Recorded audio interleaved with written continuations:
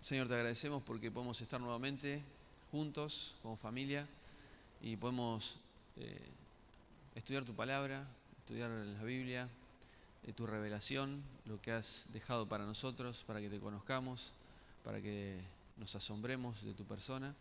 Y queremos ahora abrir nuestro entendimiento, queremos estar atentos, nuestros sentidos alineados a lo que querés decirnos, ayudarnos a comprender algunas cuestiones que por ahí son difíciles de asimilar por cuestiones culturales, de idioma y demás, pero queremos comprender tu palabra, queremos entenderla para saber mucho más de vos, Señor. Te bendecimos porque nos das la oportunidad de hacerlo libremente y te pedimos que nos acompañes. En el nombre de Jesús, amén. Muy bien, estamos entonces en la línea de la teología bíblica. Vamos por el Génesis capítulo 15 y seguimos tratando de vincular todo lo que venimos viendo y hablando, no porque nosotros tengamos ganas de hacerlo, sino porque los escritores bíblicos, creemos que los escritores tuvieron la intención de hacerlo, y cada historia que vamos a leer en toda la Biblia, bueno, inclusive especialmente en Génesis, tiene una correlación entre una historia y otra. No podemos arrancar un pedazo, cualquiera sea, de una historia y analizarla como despojada del resto, sino que al contrario, esto es parte de algo que se entrelaza y es un diseño que va formando toda una idea continua a través de toda la Biblia. Por eso vamos a ir a Génesis 15 y vamos a analizar algo también culturalmente difícil de entender para nosotros.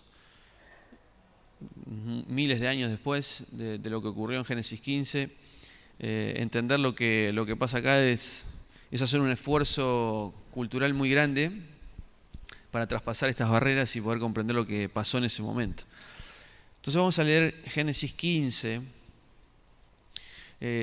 Daniel había terminado el domingo pasado de Génesis 15 del 1 al 6, donde de alguna manera Dios está como diciéndole a un Abraham que está un poco dudoso, que es lógico que dude, le está diciendo: no tengas miedo, yo soy tu escudo y tu galardón, ¿no? Y le da una promesa de que realmente del fruto del vientre de Sara es que va a venir una descendencia, ¿no?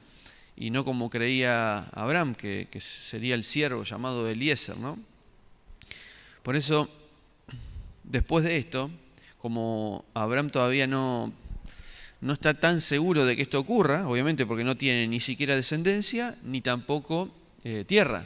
O sea, Dios le había prometido descendencia y una tierra, pero no sabe cómo va a funcionar esto, ¿no? Porque primero no tiene hijos y no sabe cómo funciona esto de que él va a heredar la tierra. Entonces vamos a leer a partir del verso 7. Génesis 15:7 dice: entonces le dijo, esto habla Dios, ¿no? Yo soy Dios que te saqué de Ur de los Caldeos para darte en posesión esta tierra, ¿no? Si tu problema es ¿cómo voy a hacer para heredar la tierra? Yo te la voy a dar. Y él dijo: mi Señor Dios, ¿en qué sabré que la he de poseer? Y aquí es donde empieza algo un poco particular. Miren lo que Dios le pide a Abraham: toma para mí una becerra de 3 años, una cabra de 3 años, un carnero de 3 años y una tórtola y un palomino, una paloma, un pichón de paloma, ¿no? Y tomó para él todos estos y los partió por la mitad. Y puso cada mitad enfrente de la otra, pero no partió las aves. Descendían los buitres sobre los cadáveres, pero Abraham los ahuyentaba. Estaba por ponerse el sol, cuando un profundo sopor sobrevino a Abraham, y aquí que el terror de una intensa oscuridad cayó sobre él. Y dijo a Abraham: sabe por cierto que tu simiente será forastera en una tierra no suya, y allí será esclavizada y será oprimida 400 años. Pero también a la nación que han de servir la juzgaré yo, y después saldrán con gran riqueza. Y tú te reunirás con tus padres en paz y serás sepultado en buena vejez. y los de la cuarta generación regresarán aquí, porque aún no ha llegado hasta aquí la iniquidad del amorreo. Y sucedió que cuando se puso el sol, sobrevino una densa oscuridad y apareció una fogata humeante y una antorcha de fuego que pasaba por entre aquellos trozos. En aquel día Dios hizo pacto con Abraham diciendo: a tu descendencia daré esta tierra, desde el río de Egipto hasta el río grande, el río Éufrates, tierra del Kenita, del Ceneseo, del Cadmoneo, el Eteo, el Fereseo, del Refaíta, Amorreo, del Cananeo, del Gergeseo y el Jeuseo. Hasta ahí la lectura. Entonces nosotros estamos viendo que Abraham le está diciendo: ¿cómo voy a hacer yo para saber si esto es real? Si me vas a dar una descendencia, como dijiste, y si voy a poseer la tierra. Y Dios le pide que haga algo muy raro, muy extraño, que es traer algunos animales, los va a sacrificar, los va a partir al medio y demás. ¿Qué piensan que puede estar pasando en este relato? ¿Alguno tiene una idea?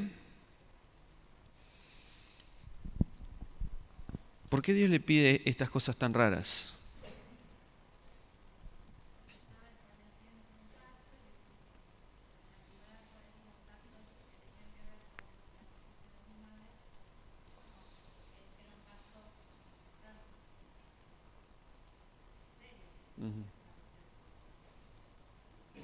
Bien. Era parte de una costumbre que se usaba en ese momento, como dice Chris, de realizar un pacto entre dos partes, en este caso, supuestamente entre Dios y Abraham, ¿no? Es como que Abraham enseguida se da cuenta que va a ocurrir esto, porque cuando Dios le pide, él va y hace lo que Dios le pide. Es como si fuera una costumbre de ese tiempo, ¿no? Donde la gente se acostumbraba a... Hoy nosotros, por ejemplo, tenemos un contrato donde firmamos y nos obligamos a un montón de cosas, pero en ese tiempo no había obviamente ni papel ni ese tipo de cosas, pero sí había una costumbre, como veíamos recién, de realizar un pacto. Inclusive muchos creen que los matrimonios se efectuaban de esta manera, es decir, había un pacto puntual como pasaba acá. ¿Alguna otra cosa?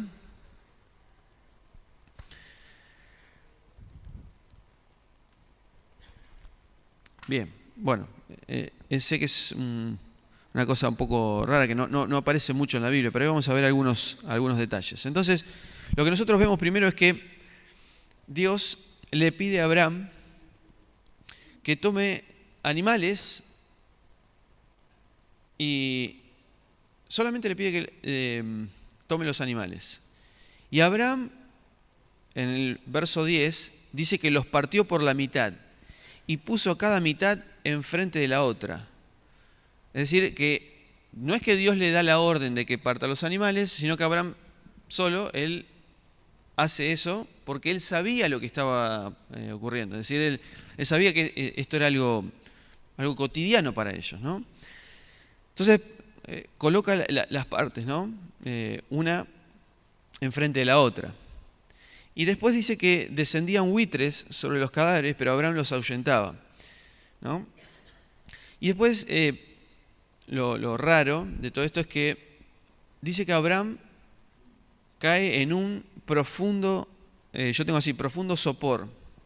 ¿Alguno tiene otra palabra ahí? Sueño. Otra no. ¿Solo sueño o sopor?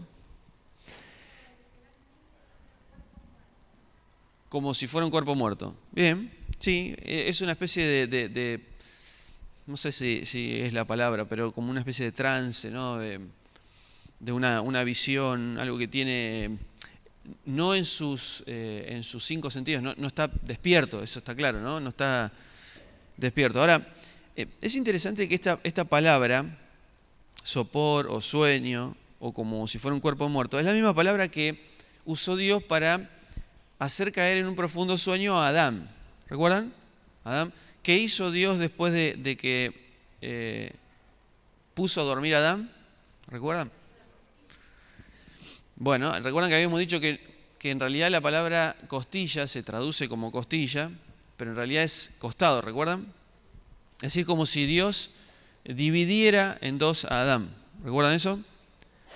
Es como si, Dios crea a la humanidad, varón y hembra, después hace Adán. Adán no tiene esa ayuda que le va a permitir cumplir el propósito de Dios.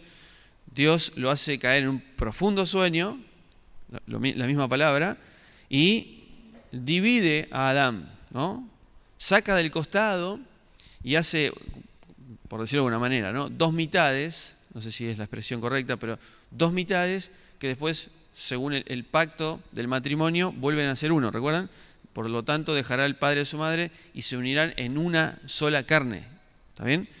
Entonces, a ver, si nosotros analizamos un poco, es como si este lenguaje que estamos viendo en Génesis 15 es algo que se repitió en Génesis 3, porque tenemos la misma idea, ¿no? Alguien que está en un sueño profundo, alguien que, o en este caso, un sacrificio donde hay animales partidos. También en los primeros versículos, no lo leímos recién, pero en los primeros versículos aparece el siervo llamado, ¿se recuerdan cómo se llamaba el siervo? Eliezer, ¿no? O Eliezer, o como diga el acento. Ahora, Eliezer significaba, ¿recuerdan? Dios me ayuda, ¿no? Entonces, ahora, eso también nos vincula con Génesis 3, porque no se halló ayuda para Adán, ¿no? Entonces, si uno empieza a analizar, se va a dar cuenta que este lenguaje o estas imágenes, estos símbolos vuelven a repetirse. Es decir, tenemos la ayuda de Dios, tenemos a alguien que cae en un profundo sueño, tenemos a alguien que divide, ¿no? Va a haber un pacto, y son situaciones que se van repitiendo. Ahora sí volviendo al texto. Entonces tomó el verso 10, Génesis 15:10, dice que partió los animales por la mitad y puso cada mitad enfrente de la otra. ¿Por qué pone cada mitad enfrente de la otra?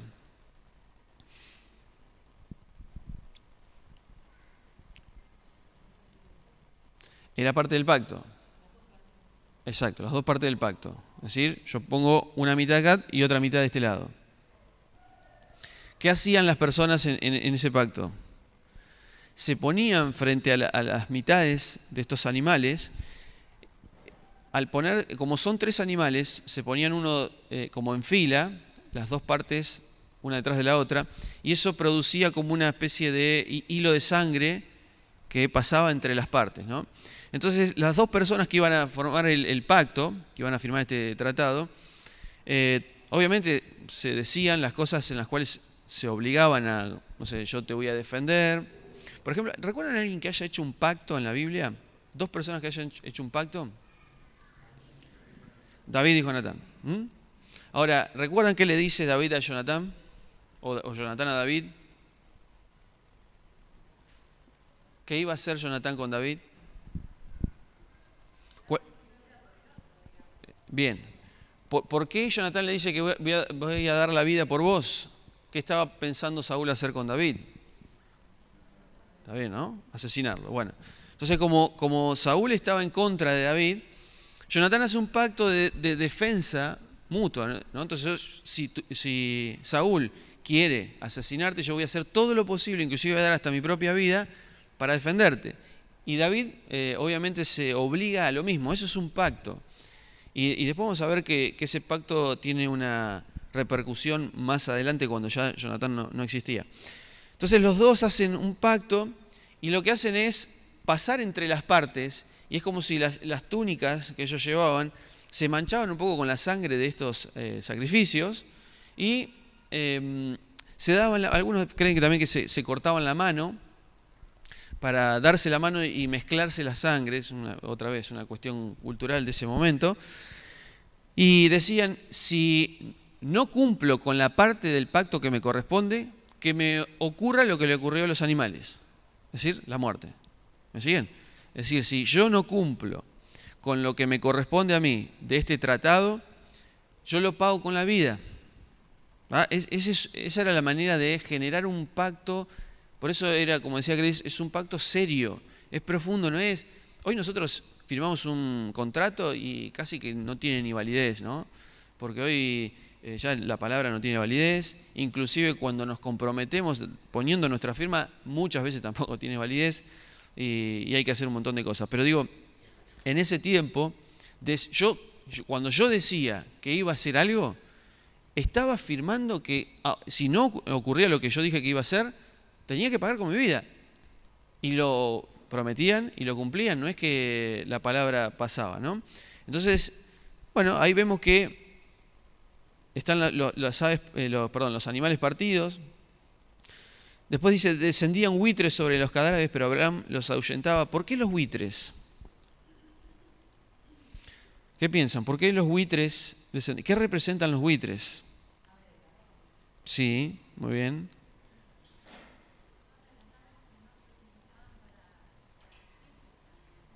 Tal cual.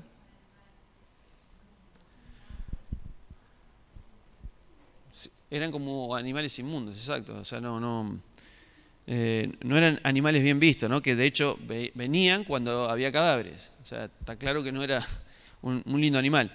Pero en Levítico 11 nosotros leemos que es un animal realmente que representa algo que no es tan positivo, porque se los leo simplemente porque es un detalle. Levítico 11:13 dice, y de las aves, esta tendréis en abominación. No se comerán, serán abominación. ¿Cuáles? El águila, el quebrantahuesos, el azor, el gallinazo, el milano, según su especie, todo cuervo, según su especie, el avestruz, la lechuza, la gaviota, el gavilán, según su especie, el búho, el somormujo, el ibis, el calamón, el pelícano, el buitre, la cigüeña, la garza, según su especie, y demás, ¿no? Dentro de estos animales o estas aves estaban los buitres. Y ¿recuerdan cuando Jesús cuenta la historia o la parábola del sembrador? ¿Recuerdan qué pasa cuando él tira la semilla, que es el primer caso? Vienen las aves y se las comen, ¿no? Y cuando Jesús explica qué representan esas aves, ¿recuerdan a quién representaban esas aves? ¿A quién? Al enemigo, sí, al diablo, bien. Es decir, cuando es implantada la palabra, viene el enemigo y se roba. Y lo grafica por medio de un ave que viene, ¿no? Entonces, de alguna manera, es como si vamos a hacer un pacto, ¿no? Vamos a hacer un pacto. Y cuando hagamos este pacto, hay esta especie de imágenes que representan al enemigo, vienen a molestar. Estas aves de rapiñas vienen por eso dice que Abraham las ahuyentaba, ¿no? Está como él teniendo ese deseo de querer, él entiende que estas aves son abominación, o se ve que era lo que pensaba en ese momento, y él quiere ahuyentarlas. Entonces sigue el relato y dice, entonces el 12, estaba por ponerse el sol cuando un profundo sueño sobrevino a Abraham, y aquí el terror de una intensa oscuridad cayó sobre él. Y dijo Abraham, ¿sabe por cierto? Y empieza Dios a decirle algo. Ahora la pregunta es, ¿participa Abraham de este pacto?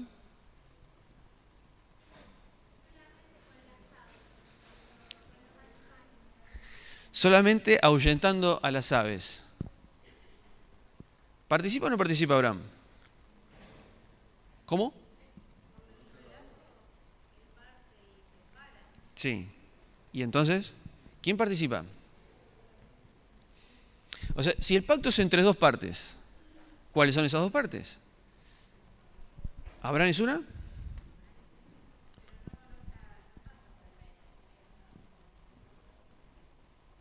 Ok, bien, pasa. Bien, miren, vamos a buscar lo que está diciendo María de los Ángeles. Es interesante porque en Jeremías, capítulo 34, si no me equivoco,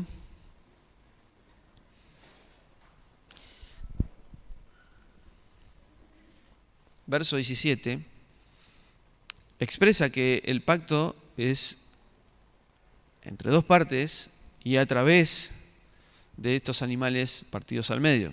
Entonces dice Jeremías 34, 17, por tanto así ha dicho Dios, vosotros no me habéis oído para promulgar cada uno libertad a su hermano y cada uno a su compañero. Es decir, se maltrataban entre ellos, ¿no? Algo ya visto y conocido por todos nosotros, que es competir entre hermanos. He aquí que yo promulgo libertad, dice el Señor, a la espada y a la pestilencia y al hambre, y os pondré por afrenta ante todos los reinos de la tierra. Este es el juicio de Dios, ¿no? Y entregaré a los hombres, miren, que traspasaron mi pacto, que no han llevado a efecto las palabras del pacto que celebraron en mi presencia. O sea, hay un pacto que celebraron en la presencia de Dios que involucraba a X personas con Dios, ¿no? Dice, dividiendo en dos partes el becerro y pasando por medio de ellas, ¿no? Pasando por medio de ellas. A los príncipes de Judá y a los príncipes de Jerusalén, o sea, a los líderes, a los oficiales y a los sacerdotes y a todo el pueblo de la tierra que pasaron entre las partes del becerro. Es decir, todas estas personas hicieron un pacto con Dios y pasaron por entre las partes del becerro, como parte de esta cultura rara, que insisto, es algo que es tan lejano a nosotros, de sacrificar un animal, poner dos partes, pasar ahí entre medio, una cosa muy rara, pero Dios lo está graficando de esta manera, ¿no? Todo este pueblo hizo un pacto conmigo, pasaron entre las partes del becerro. Y si pasaron entre las partes del becerro, es porque se comprometieron a hacer un pacto conmigo. ¿Bien? Los entregaré en manos de sus enemigos, dice el verso 20, y en manos de los que buscan su vida, y sus cuerpos muertos serán comidos de las aves del cielo y de las bestias de la tierra. ¿Qué ocurrió con los que no cumplieron el pacto? ¿Y quiénes vinieron a comer las aves, no? Entonces, ven las imágenes. Ahora, volviendo al pacto de Abraham. Si Abraham no participa porque está dormido, ¿quiénes son las dos partes que participan? Miren, Dios, después de decirle lo que iba a ocurrir, en el verso 14, que le dice que van a ir a servir a una nación, ¿saben cuál es la nación a la que van a servir? Egipto, muy bien, ¿no? Y después saldrán con gran riqueza, que es lo que ocurre. Después le dice a Abraham en el 15, tú te reunirás con tus padres en paz, serás sepultado, perfecto. Y recién los de la cuarta generación regresarán aquí. ¿Cuándo van a regresar aquí? Cuando la violencia de los amorreos llegue al punto de decir, el Señor diga, no va más. Entonces va a ejecutar juicios sobre los amorreos y les va a dar la tierra a la descendencia de Abraham. ¿Me siguen hasta ahí? ¿Estamos bien? Entonces dice que el verso 17, sucedió que cuando se puso el sol sobrevino una densa oscuridad y apareció una fogata humeante y una antorcha de fuego que pasaba por entre aquellos trozos. Es decir, nosotros, insisto, necesitamos dos partes para hacer el pacto, ¿verdad? Y los que pasan entre las partes son los que hacen el pacto. Pero Abraham no pasa entre las partes, sino que los que pasan entre las partes son una fogata humeante y una antorcha de fuego. ¿Quiénes son? Y miren el verso 18. En aquel día hizo Dios pacto con Abraham. Pero si Abraham no participó, entonces alguien lo hizo por él. Miren, vamos a tratar de descifrar qué significa este horno humeante, ¿no? Miren, vamos a Éxodo 19, 18.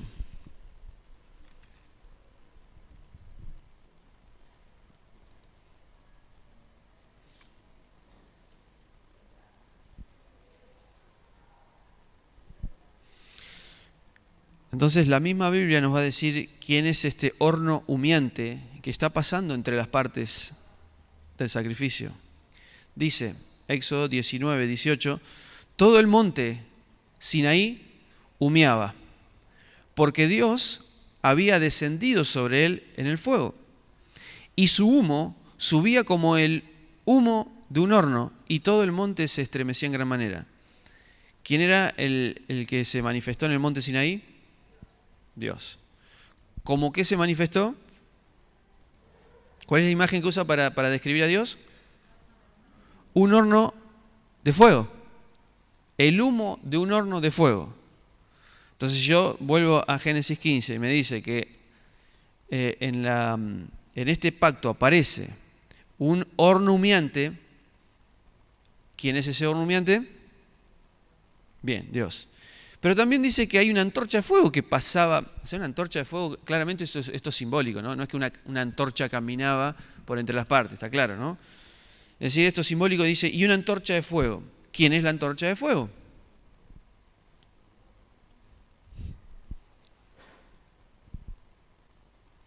Vamos a Apocalipsis 21, 23. ¿Alguno que me lea Apocalipsis 21, 23?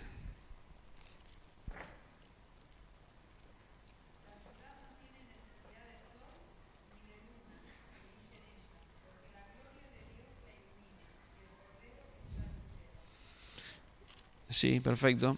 ¿Quién es la lumbrera? ¿Y qué es una lumbrera?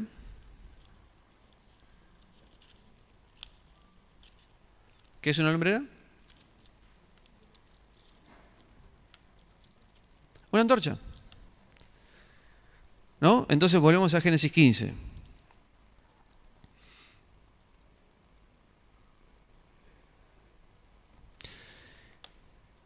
Génesis 15, entonces 17 dice, y sucedió que cuando se puso el sol, sobrevino una densa oscuridad y apareció una fogata humeante, una antorcha de fuego, esas dos cosas que pasaban por entre aquellos trozos. Es decir, ¿quién es el que hizo el pacto ahí?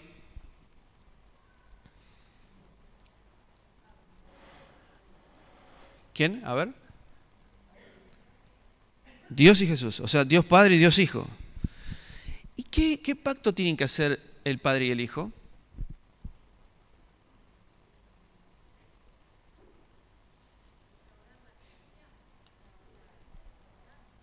Bien, exactamente. O sea, María de los Ángeles dice restaurar la creación. Es decir, a ver, es como si Dios se compromete a perdonar a la humanidad y el Hijo se compromete a dar su vida, a ponerse Él como el mediador para solucionar el problema. Entonces Dios está comprometido, Dios Padre, a hacer su parte de obligarse a perdonar a pesar de todo. Y del otro lado es el Hijo diciendo, yo voy a poner mi vida en sacrificio para que ese perdón sea posible. ¿Me siguen?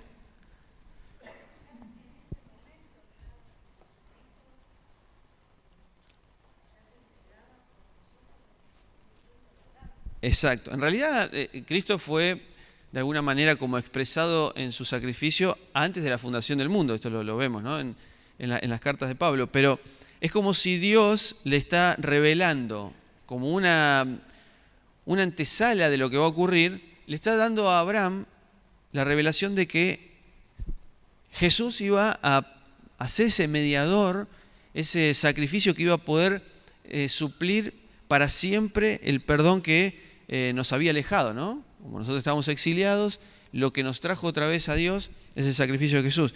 Y eso es lo que está diciendo Dios ahí. Le está diciendo a Abraham, este pacto no va a depender de vos, por eso vos tenés que dormir, por eso vos entrás en un profundo sueño, porque vos no participás, de la misma manera que Adán no participó en la provisión divina en cuanto a la mujer, ¿no? Él no participa. Abraham no participa porque no puede participar. ¿Se imagina si hubiéramos dependido de la fidelidad de Abraham? Dependemos de la fidelidad de Dios y de su Hijo, que los dos hicieron un pacto para restablecer el vínculo, esta nueva creación, este nuevo espacio donde Dios y el ser humano van a poder vincularse libremente. Y eso lo pudo lograr no Abraham.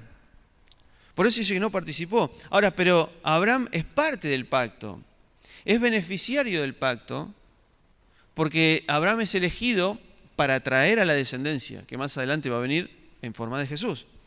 Entonces, lo que está como adelantando Génesis 15 es que Dios ha elegido a Abraham para cumplir su pacto, su promesa de traer al Salvador, la simiente, la que venimos esperando de Génesis 3:15.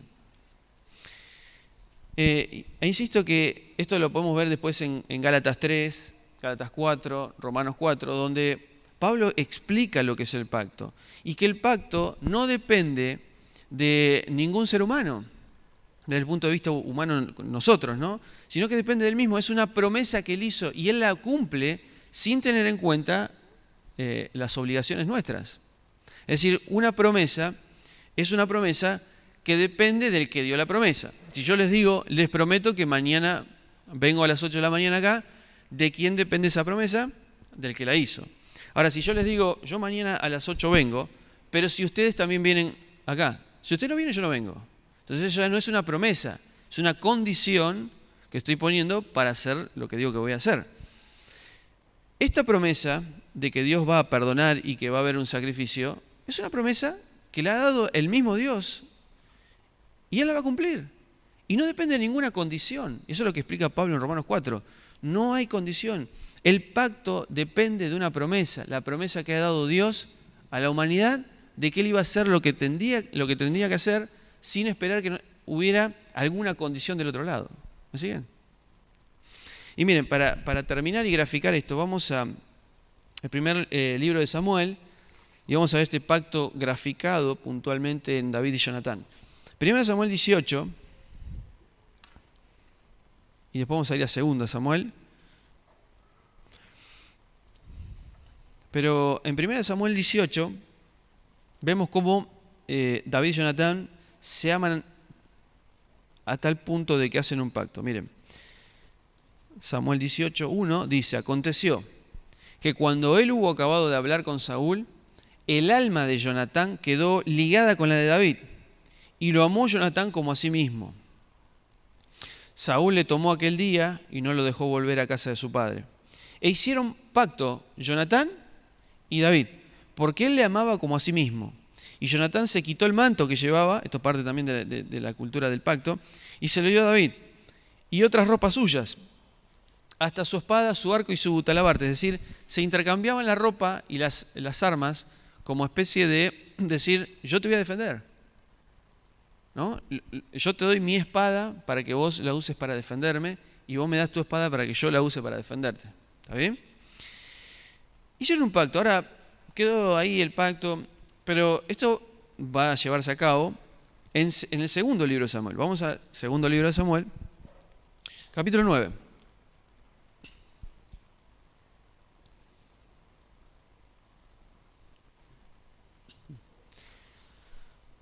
Dice 2 Samuel, capítulo 9, verso 1. Dijo David, después de que ya Saúl, Jonatán murieron, él ya tomó el reinado, él pregunta esto, ¿ha quedado alguien de la casa de Saúl a quien yo haga misericordia por amor de Jonatán? Es decir, ¿qué le ocurría a la familia del antiguo rey cuando tomaba el mando el nuevo rey? ¿Qué le ocurría al antiguo rey y a toda su familia? Morían todos, ¿está bien? Esa era la costumbre, para eliminar toda la familia real antigua. Pero acá David está diciendo, ¿quedó alguien de la casa de Saúl? No para matarlos, sino para hacer la misericordia por amor de Jonatán. Y había un siervo de la casa de Saúl, verso 2, que se llamaba Siba, al cual llamaron para que viniese a David. Y el rey le dijo, ¿eres tú Siba? Y él respondió, tu siervo. El rey le dijo, ¿no ha quedado nadie de la casa de Saúl a quien yo haga misericordia de Dios? Y Siba respondió al rey, aún ha quedado un hijo de Jonatán, lisiado de los pies. Entonces el rey le preguntó, ¿dónde está? Y Siba respondió al rey, he aquí, está en casa de Maquir, hijo de Amiel, en Lodebar. Entonces envió el rey David y le trajo de la casa de Maquir, hijo de Amiel, de Lodebar, y vino el hijo de Jonatán, Mefiboset, a David y se postró sobre su rostro e hizo reverencia. Y dijo David, Mefiboset, y él respondió, he aquí tu siervo. Y él le dijo, David le dijo, no tengas temor, yo no te voy a matar, ¿no? No tengas temor, porque yo la verdad haré contigo misericordia, por amor de Jonatán tu padre, y te devolveré todas las tierras de Saúl tu padre, y tú comerás siempre a mi mesa. Y él inclinándose dijo, ¿quién es tu siervo para que mires a un perro muerto como yo? Fíjense cómo se consideraba Mefiboset, ¿no? Entonces el rey llamó a Siba, siervo de Saúl, y le dijo, todo lo que fue de Saúl y de toda su casa, yo lo he dado al hijo de tu señor. Tú pues le labrarás las tierras, tú con tus hijos y tus siervos, y almacenarás los frutos, para que el hijo de tu señor tenga pan para comer. Pero Mefiboset, el hijo de tu señor, comerá siempre a mi mesa. Y tenía Siba 15 hijos y 20 siervos. Y respondió Siba al rey: conforme a todo lo que ha mandado mi señor el rey a su siervo, así lo hará tu siervo. Mefiboset dijo al rey: comerá a mi mesa como uno de los hijos del rey. Y tenía Mefiboset un hijo pequeño que se llamaba Micaía, y toda la familia de la casa de Siba eran siervos de Mefiboset, y moraba Mefiboset en Jerusalén, bueno, y demás, ¿no? Ahora, ¿por qué David no mata a Mefiboset? Por el pacto que tenía con Jonatán. Es decir, ¿qué le correspondía a Mefiboset, según la costumbre del momento? Muerte, ¿no? Pero por el pacto no que había hecho Mefiboset con David, que había hecho David con Jonatán. ¿Quién es el beneficiario de ese pacto? Mefiboset. ¿Está bien? ¿Qué le devuelven a Mefiboset? ¿Le dan vida? ¿Le dan tierra? Frutos y demás, ¿no? Y algo más. Sentarse a la mesa. Comer con el rey. Es decir, no es que simplemente te perdono la vida, sino que te doy todo lo que te corresponde por ser descendiente de Jonatán, y encima te coloco en una posición de privilegio, porque vas a comer con el rey y todas las personas importantes del reino a la mesa todos los días. Entonces fíjense cómo esto grafica lo que veíamos recién en Génesis 15. Hay dos que están haciendo el pacto, pero no es Abraham, es el padre y el hijo, que hacen un pacto de comprometerse a salvar a la humanidad. ¿Quién es el beneficiario? Abraham, que no participa del pacto, pero es el beneficiario para recibir una tierra, para recibir descendencia, para recibir vida, para recibir salvación. Entonces, de alguna manera, Abraham nos representa a nosotros. Mefiboset nos representa a nosotros. Porque Mefiboset se consideraba un perro muerto, alguien que tenía hasta una cierta discapacidad. ¿Cómo yo puedo estar comiendo en el palacio del rey? No puedo yo. No soy digno. Yo merezco la muerte.